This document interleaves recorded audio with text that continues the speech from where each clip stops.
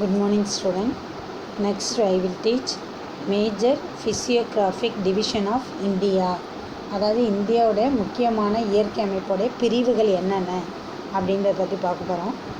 The majestic Himalayan peaks in the north, the beautiful beaches in the south, the great Indian desert in the west, and the breathtaking natural heritage in the east make India a geographical, vibrant, colorful and truly incredible country.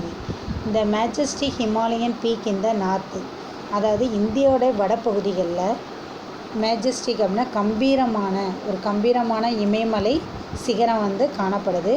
அதாவது இந்தியாவோட north பக்கம் வடக்கு பக்கம் பார்த்திங்கன்னா ஒரு கம்பீரமான இமயமலை சிகரம் காணப்படுது.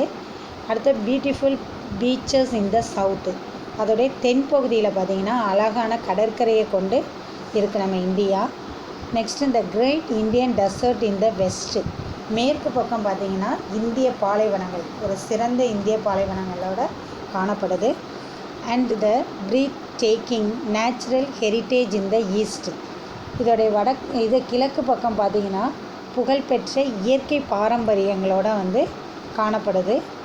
India a geographical vibrant colourful and truly incredible country அப்படின்னு பார்த்திங்கன்னா இந்தியாவுடைய புவியியல் தோற்றம் பார்த்திங்கன்னா ஒரு அழகான வல்லமை பெற்ற நாடாக இந்தியா திகழுது அப்படின்னு சொல்கிறாங்க. இதுதான் நம்ம இந்தியாவுடைய 4 திசைகளிலும் காணப்படக்கூடிய அமைப்புகள். There is a varied nature of physiographic division in India, though the country has many landforms. Based on the major differences, it is divided into the following 5 physiographic divisions. அதாவது இந்தியாவோட இயற்கை அமைப்பை பல பிரிவுகளாக இயற்கையை பேஸ் பண்ணி பிரிச்சிருக்காங்க. இந்த India has many landform of the, அதாவது இந்தியாவுடைய நில அமைப்பு பார்த்திங்கன்னா பல மாறுபட்டு காணப்படுது.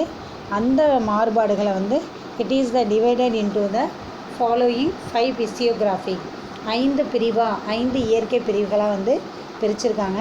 ஃபர்ஸ்ட் ஒன் இந்த நார்த்தன் மவுண்டைன். இந்த நார்த்தன் மவுண்டைன் அப்படின்னா வடக்கு மலைகள் அப்படின்னு சொல்கிறோம்.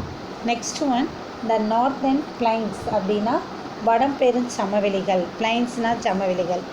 Next one the peninsular plateaus. Peninsular அப்படின்னா தீபகற்பம், பிளேட்டியூனா பீடபூமி, அப்போ தீபகற்ப பீடபூமியாக பிரிச்சிருக்காங்க. Fourth one the coastal plains. Coastals அப்படின்னா கடற்கரை, அந்த கடற்கரை சமவெளிகளாக. ஃபிஃப்த் ஒன் பார்த்திங்கன்னா த ஐலாண்டு, அதாவது ஐலாண்ட்ஸ்னாலே தீவுகள்னு அர்த்தம். ஃபிஃப்த் ஒன் தீவுகளாக. இப்படி நம்மளுடைய இயற்கை அமைப்பை பார்த்திங்கன்னா 5 டிவிஷன், 5 பிரிவுகளாக பிரிச்சிருக்காங்க. நெக்ஸ்ட்டு அந்த 5 பிரிவை பற்றி தனித்தனியாக செப்பரேட்டாக நம்ம பார்க்கலாம்.